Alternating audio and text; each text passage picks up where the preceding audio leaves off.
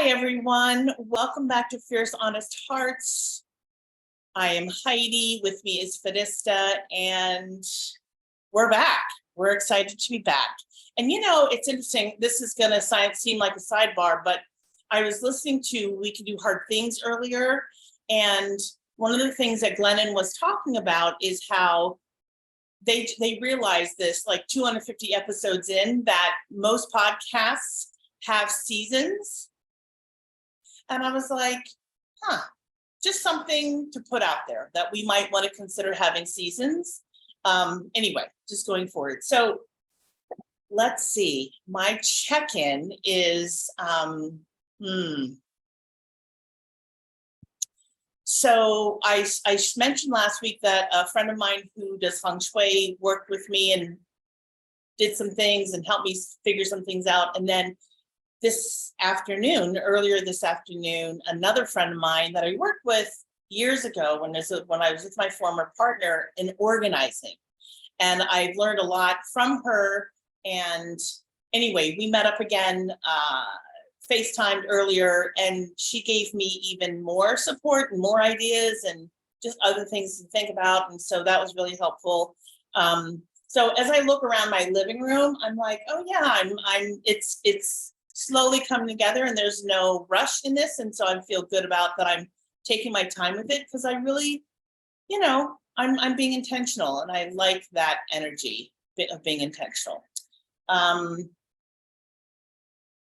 I am on a more real side. I've been feeling some anxiety lately, and I'm like, okay, let's process through that. Let's sit with it. Let's be with it, even though it's uncomfortable. It's part of my life. It's part of what makes me who I am. And I'm like, okay, and I can, and I'm managing it. And then the other thing that I wanted to share is so for those of you, of course, you're not live with us when we both first get on the camera to start our podcast, but I really want our audience to know that we get on, and it's not just this call, it's also our one-on-one call, but we get on, we see each other, and we are like little girls who are just haven't seen each other and it's only been like 5 or 6 days. But anyway, we're giggly, we're excited to see each other, and there's this just really sweet energy that we both exude and have. It's very it's just this really sweet thing. And yeah, and as I was sharing with Fereshta, my laughter feels more expansive, it feels deeper, it feels more meaningful, and I love that we have fun with this and just with each other. So yeah, wanted to share that. I do too. It feels really pure, right? Like I just think of like when I was a little girl and I was just super happy to see my friend, and there wasn't all this static and all this other stuff. It was just like there she is. So yeah, I resonate with that. Are you going to do the question, or do you want us to do that separately together? Let's do it together. Okay. I feel like I would have more courage if we did it together. Yeah, absolutely. You got it. Okay. Do you feel checked in? I feel checked in for now. Yeah. Okay. I have some curiosities about something you just shared, but we'll do that later. Yeah, I'm hearing just a sweet friendship vibe, and maybe all that we've been through to cultivate that. Because I was saying to you, like, it feels richer. It feels like it's deepened. Like I always felt happy to see you, but like there's more because of maybe the conflicts we've repaired and the times we've been there for each other. And I don't know, it's richer somehow. So I'm holding that with you. Yeah, I appreciate that. It's really sweet. Me, let's see. Well, my brain is on back to school, not because I have children, but because I teach at the relationship school, and we are like all engines go, documents, portals, modules, staff meeting. Today was, faculty orientation. And I really felt like a little kid on the first day of school. I mean, Richard saw me like dancing in circles before the call, you know? It's like Yeah. I really felt like the little kid with the lunch pail, just being like, going back to school after summer. Mind you, I loved summer too. But there was a true like glee in like, I get to serve, I get to be around other like Care Bears, people who value relationships. And then there's just this, I still have a love and affinity for school. I didn't have that growing up as much. I loved learning, but school felt hard for me. This school does not, you know? Huh. So it's just like finding a home base as it relates to learning and education, and then hoping that that is great for other people too. So just, I don't know, seeing there's those of us who are group leaders, and then there's going to be like assistants to us. I've never had an assistant for a school year. So there's like leadership, like how do I co-facilitate with someone new? How are we going to interact? And then of course, all the humans that are showing up next week, committing to a nearly a year of intense introspection, probably even more intense eyes on them, and a lot of support and challenge that we're going to bring. So kind of feels like there's a 9-month retreat afoot.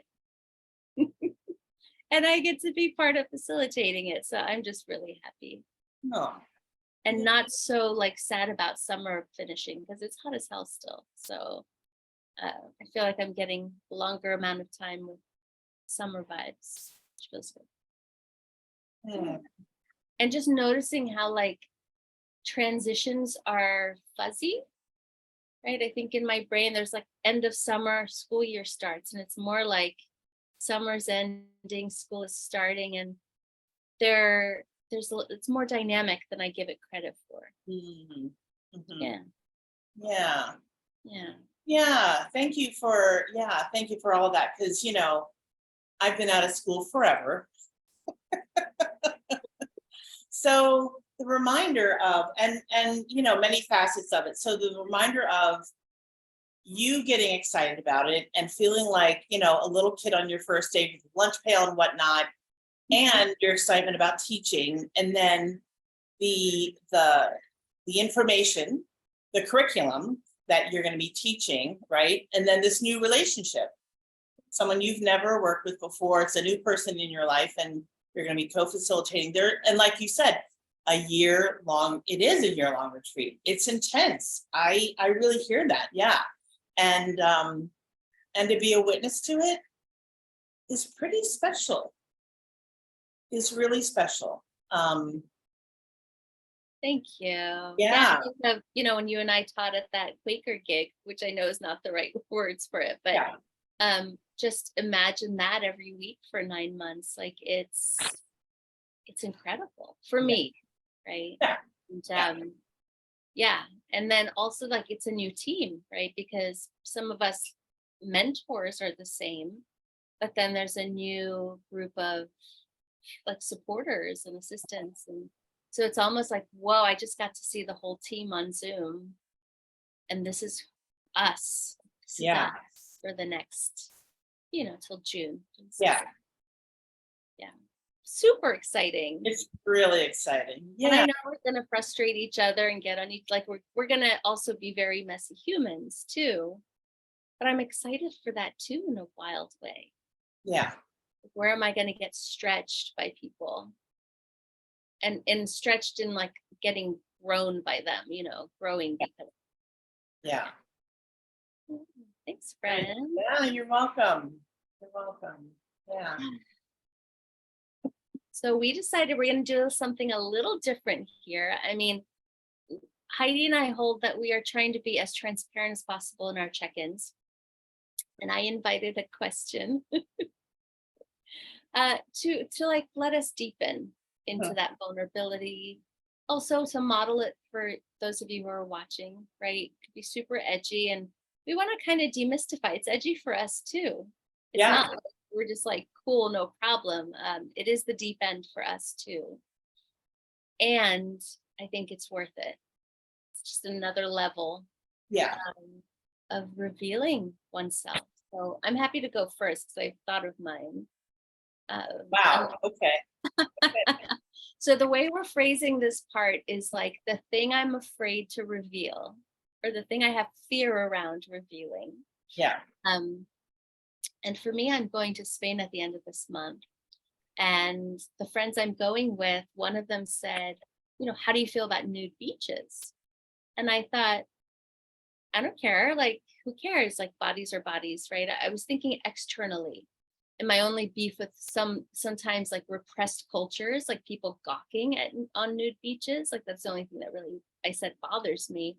And I thought, like, how wonderful, because Europeans just have a softer relationship with their bodies, a kinder relationship from what I've seen. South Americans too, I feel like. And then after having that convo and kind of getting the sense that we'll end up finding a nude beach at some point to just, fully tan in, fully swim in, I was like, because last summer it was hard for me to just take off my sundress and be in my bathing suit. Like that was a flex last summer, given like how I felt about my body and all the things. So like, I remember being at a pool wanting to swim and I couldn't like pry off my dress. I was that self-conscious. So this summer was like, throw off the dress and like be you, right? But now it's this edge I'm surprised a little by, but maybe not entirely surprised, which is not so much what will all those other people think of my body, but the two friends. It feels vulnerable. Yeah. And it also feels like such a cool, scary exercise and even more self-acceptance. Yeah. Right? Because I feel like from as far as I can remember, when I looked at my body growing up, this could have been when I was 12, 16, 20, 30, whatever. My eye went to what was wrong first. And to some degree, it still does. It's been like before it was like this, right? It's been balanced with like just such wonder and joy for my body, and like, wow, my heart beats without me having to worry about it. And like all these organs work and my legs are strong and I got muscles growing. But there is a very old patterning still there of like that one hair on my chin, noticing that before I notice like my smile. Or like noticing something to fix first. Like as a mirror, like the mirror is just for fixing things or putting makeup on, versus, this thing carries me through life. So I'm on a little seesaw internally, emotionally, between like, wow, this is going to be such a cool edge stretch, and like, oh my God, this feels vulnerable. Just having my naked butt on a beach with like my friends right next to me is like second edgiest than like intimate partnership. Right. Yeah, I'm all for it, but I'm also like, I'm gonna be just eeking all the way there. It's gonna be like eek. Oh, yeah. Yeah. That completely makes sense to me. And I get it from my own perspective. And I can appreciate when you said how being on a nude beach with strangers, okay, Yes. Yeah, I'm not going home with any of them. right, but with friends, oh my God, like that's a whole other level of intimacy, of sharing privacy, of every level of it. Yeah. Of just, I mean, nakedness. Yeah. It's just like on all levels, such nakedness, And I've never been that friend who like, and friends are like, oh, we got to go to the spa together, and it's like a nudie spa or like whatever. I've like never been like, I'm going to sit across from us naked in a cave chatting. Right, I haven't been that person. right. So I'm just noticing the little place that I have, you know, that I'm not as free as maybe I'd like to. Yeah, I also can feel into the moment that I am like naked in the sun, swimming in the ocean, next to friends, and like did the thing. uh-huh. That there's something there for me that I'm trusting, you know? Yeah.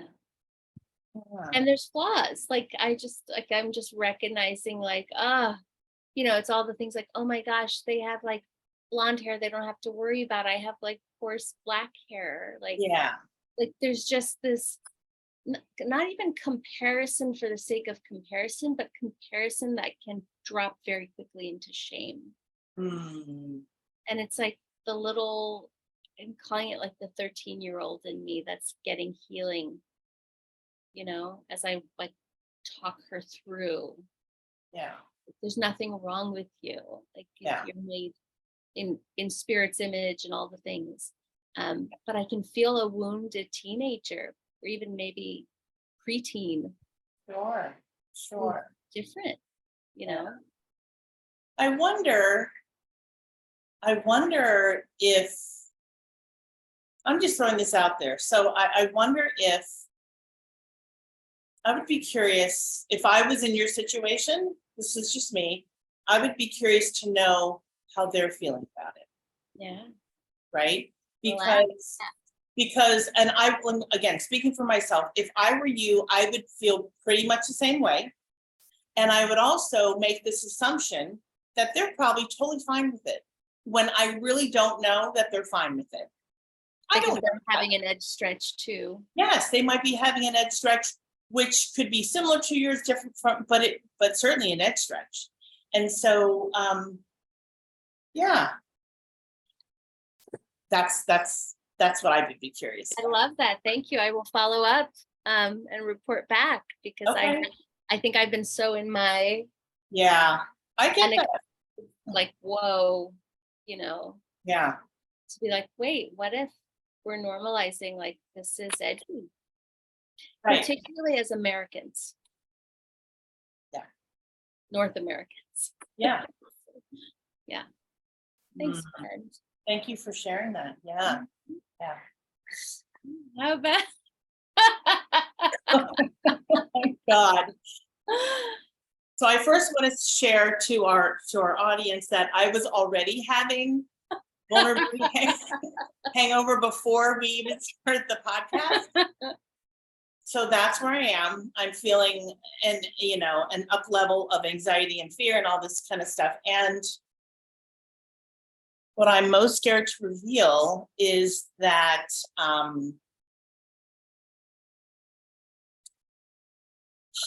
God, this is so hard. Okay, I'm just going to do it. That I am working on, and I want to be more, I don't even know how to articulate this. Let me give you an example.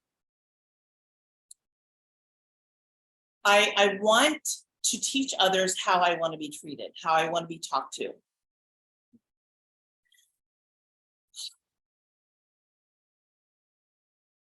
And I'm feeling some shame around that, and that feels really tender. And yet, it's really important to me because I have endured, I have tolerated, I have told myself it's not a big deal. And it is a big deal. And even if it's like 2 words in the way that something can be rephrased, that's what I want. And I had this, this is my judgment of this conversation, stupidly had this conversation via text. I'm owning it, I know. And and I asked for permission to give some feedback. Yes. Sorry. Yes. And so I did. And you know, I felt like it was received pretty well. And then there was all this kind of like excuse, kind of like, oh, and I'm like, and honestly, I wasn't even looking for an apology. Yeah.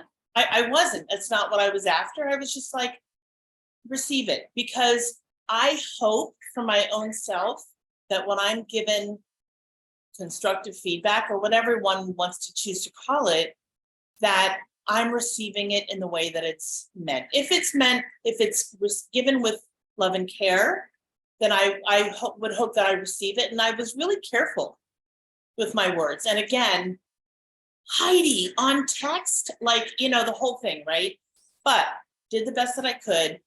And I don't want to feel like I need to apologize for that. I didn't. I almost did, like I came really close to apologizing, but I'm like, no, there's no need for an apology here. You are simply asking for what you want. And that feels so scary to me sometimes. I'm just like, am I worthy of that? And I, you know, yeah, it's a really tender place for me. Yeah, I can see that. Yeah. So anyway, that's the thing that I don't want to reveal. I don't want to share. And yet I did, and I feel a little bit better, but yeah, it's a really tender place for me. Yeah. Yeah. And it makes a lot of sense to me that this would be hard, right? Because we never know how someone else is going to receive it, or if we're even going to get what we're asking for. Like, that's the risk in it. And then you mentioned the word shame, which has me curious. Just in my experience more recently, shame is like me having a fantasy about who I should be versus who I am and how I'm wired and what I need. So I'm curious, when you say that, is it you thinking you're asking for too much, or is it because often people have come back in ways that weren't relational?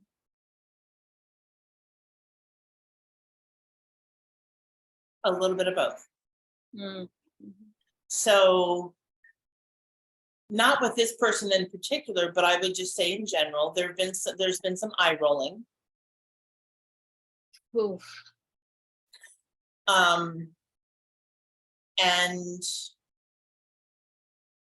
also in the response to the feedback, there's been excuses of, you know, why I'm like, it doesn't matter to me why. Can you just receive it, right? And then the shame part is, am I like, I go down this road, am I too much? Am I asking for too much? Am I worthy of this? And that's the shame, because I'm questioning my own value. And I don't want to question my own value. I believe in my value. I believe in myself. I believe in what I'm asking for. And I believe that. And the other thing too, Fereshta, like, I really, in my truest heart of hearts, I believe that by modeling this, by doing it, I'm modeling it. And whoever is on the other side of the conversation will learn from that, and maybe will ask for that themselves if that's what they want or need in their lives. It's not from it, it really isn't from an ego place. It's not. It's really true for me. It's for me being true to who I am. And I want to continue to show up for me, because no one else is going to show up for me. I'm the only one that's going to show up, just like every other human on the planet.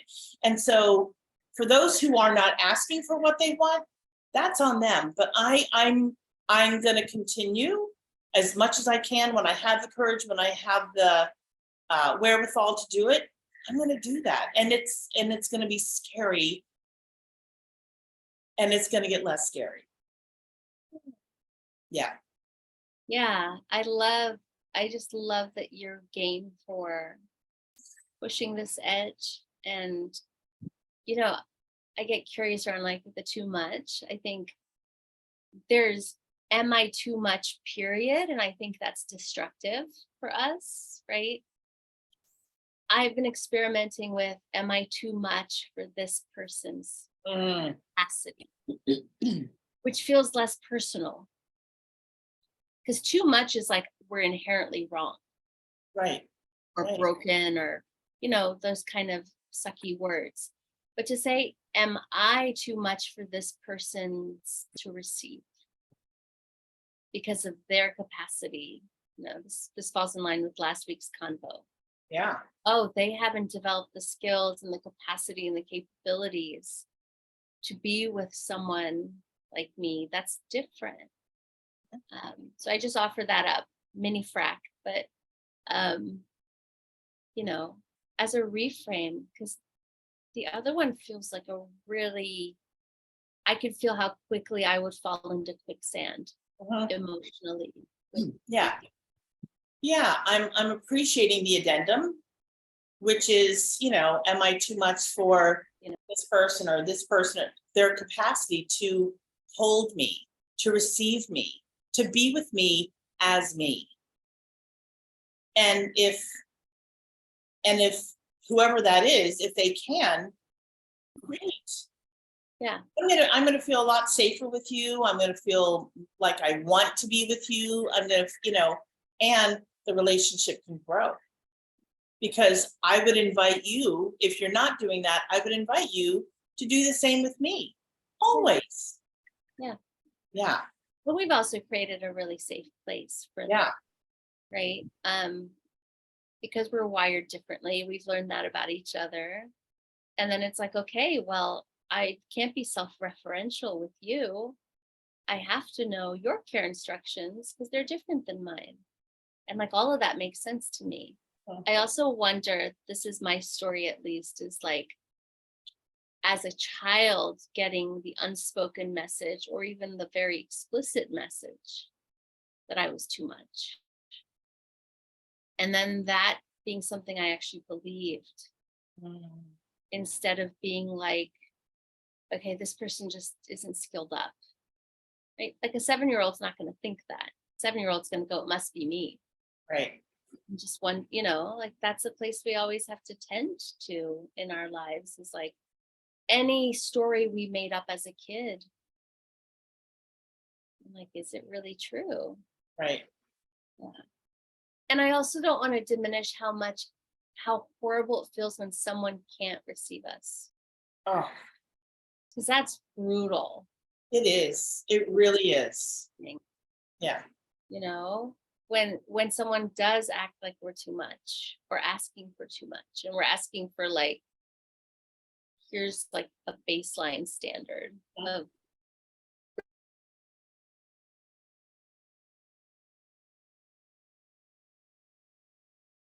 respectable. Am I freezing for you? Froze a little bit. Yeah. Okay, I'm gonna switch Wi-Fi. I know we're live, but I think it'll help because all my tabs are closed, so it's the Wi-Fi. Okay. If you want to hold space, I'll be back in 10 Yeah. seconds.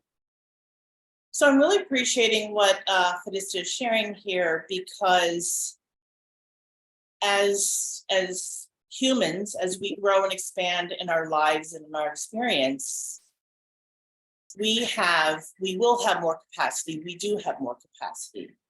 And when we're not growing, when we're not up leveling, we're doing a disservice to ourselves. And so when we up level, it's going to support us. It's a gift that we give to ourselves. And then the a term that I haven't used in a while is the tentacles that really are widespread, and we can't even imagine where they might land or how far they might go, right? So anyway, I want you to continue, but yeah, I'm really feeling this. Yeah, I love that when I heard you saying like up leveling for ourselves, and I was immediately like, yeah, and how that ripples to others. Like there's a real cost to ourselves and to those around us when we stay stuck and we don't learn and we don't skill up and we don't grow. I mean, you and I know people in our own lives that did not choose to have, let's say, a growth mindset or like be teachable. Okay. And it's painful because when one person in a relationship isn't doing the work, my experience is all the emotional labor ends up, in my case, on me. Mhm. Right. And it's like, wait, now I've got to hold the burden that's mine, of course, and I've got to do your work. Like, that doesn't feel very fair. Or I've got to cater to you because you're completely wounded and traumatized and easily, triggered. And so there's a lot of managing, which I just think is unfair to put on another human. So it happens, it's okay. Mhm. But like, if you're impacting other people around you by being stuck in whatever, Mhm. addiction, it could be trauma, it could be, I don't know what it could be, but Oh, like, yeah, just notice. I think some people don't really get the impact they have. I agree. I agree. Yeah. Either they're here, they can't see past their hand, or no one's told them. Mhm. Mhm. Like, are you curious how I experience you over here? Yeah. Are you curious your impact on me? Mhm. Those are intimate questions. Yeah. Could I offer you feedback on how I experience you and what's challenging for me? I mean, I don't love hearing the rest of that sentence, Right. but I love the bravery of someone coming to me Me too. and saying, this isn't working for me. It doesn't have to be you're a bad person. Just this doesn't work for me Oh, and how I'm wired. And can we do it differently? That's amazing to me. That's yeah. mastery. Yeah. I have a conversation on the calendar later this week with someone to just be like, the way you communicate is very unsettling to me. So what are we going to do about it? Yeah. Right? Because one time, two times, I could be like, oh, they were in a rush, they were busy. I could have compassion, but by the 12th time, it's like, this is fucked up. If Right. this is how you operate in the world. Yeah. Or if it's just how you operate with me, and I don't mean that in a judgy way, just in a like, this cannot be sustainable. It's that. Right. Yeah. Yeah. And then offering feedback is always an opportunity for growth for both people, Yeah. So it's edgy, and I never want to rob someone of feedback that could help them grow. Same. Yeah. Same. Yeah. So good. So you have a question? I do. Yes, I do. Okay. So I heard this earlier today from the Angry Therapist on Instagram. Okay. Really dig his thoughtfulness. And so here's the question. What part of you have you disconnected with because of life? Could it be the pandemic or just life? And what would it look like to reconnect with that part?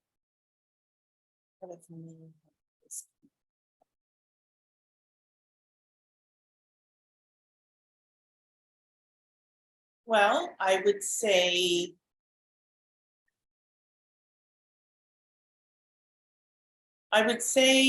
so on a physical level, the lower half of my body. Okay. You disconnected with like the legs, so to speak, or the lower half? The lower half of my body, like from the waist down, I've disconnected. And wow, this is really vulnerable. And I'm gonna be okay. And so sexually, I have been abstinent with myself. And I'm like, huh. And I honestly have no idea how much time has passed. I don't know. And it's fascinating that this question has come up, and that's what comes up in my mind, because I've been thinking, I'm like, God, it's been a while. And I don't need to go into detail, but I've been having this at least mental conversation with myself where I've been like, wow, it's been a while, Heidi. Huh. I wonder how it would feel. I wonder how it would be to reconnect with myself. And the other thing that I realize I haven't done in a while is, and I've talked about this on the podcast, which is I have gone through periods of time where I have stood in front of the mirror. This is in the morning before I get dressed, stand in front of the mirror and really look at myself. And you talked about looking in the mirror earlier. And this is not to fix anything. This is just to look at myself and appreciate this whole being, all of it, physically, mentally, spiritually, and emotionally. And I'm like, wow. And so I know, I mean, it has been a while. And so I know, I'm like, yeah, that always supports me to reconnect. Yeah. So that's, yeah. Thank you. Yeah. For sharing that. And I imagine you're not alone. So I imagine there are people resonating, across the spectrum of genders and all of like, yeah, sometimes we disconnect. Yeah. Okay. Yeah. Mine's not as edgy, but I'm sure it'll be an interesting reconnection for me of like the part I feel like I disconnected with that's alive for me just because life's happened and the busyness of things is like my thespian self. And by that I mean like the theatrical self, probably the annoying self for some people. But we watched Mary Poppins on one rainy day because it's one of my favorite childhood movies. Although on some level, musicals annoy me because I feel like we've lost the plot when someone just breaks out into song. But I just found Mary Poppins, it was a very beloved idea of a woman doing things differently, which is what I connected to as a kid, like as a 5-year-old, 6-year-old.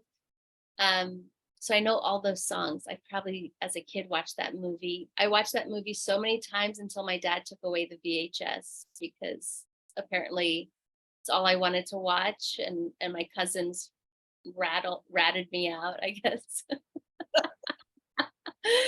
And so anyway, Richard and I watched it because he was curious, like, what is it about this that still holds your heart and whatever. And then after that, we saw a Star Trek episode where everyone, like I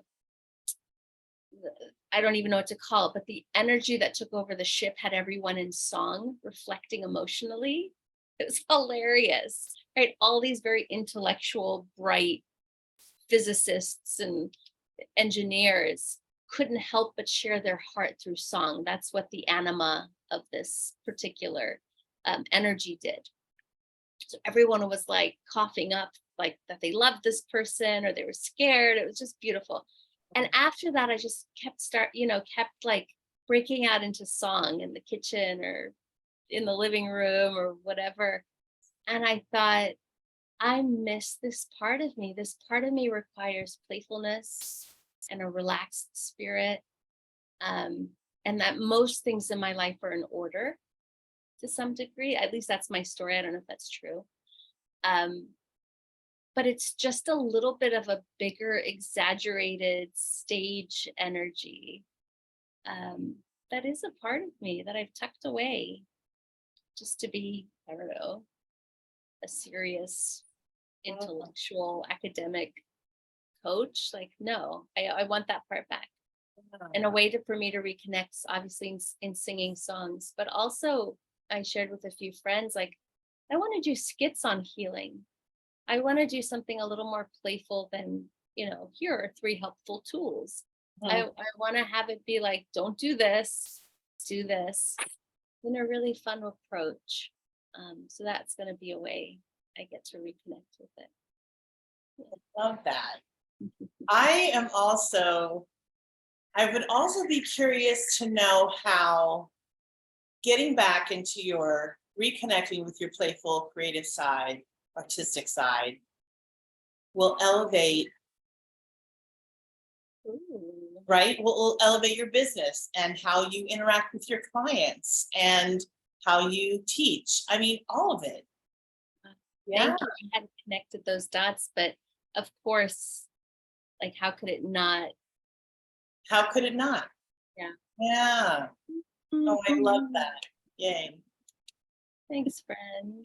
Thank you, friend. This was sweet, and I mean, I want to use the word unexpected because I'm always pleasantly surprised by our conversations and the way that we open up, and yeah, it just it gets better. Every episode gets better. So yeah, thank you.